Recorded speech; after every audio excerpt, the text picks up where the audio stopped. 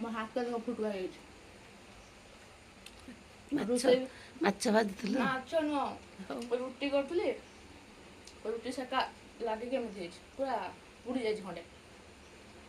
କଷ୍ଟ ଅଧିକ ପାଚିଛି ମେନ୍ କଥା, ପାଚିକି ଦେଖ ଭଳିଆ ଯାଇଛି।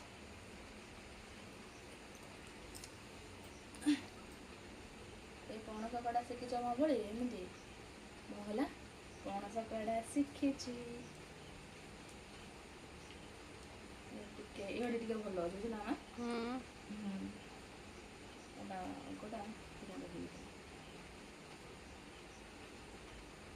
ଏବେ ଖାଇବି ଏଇଟା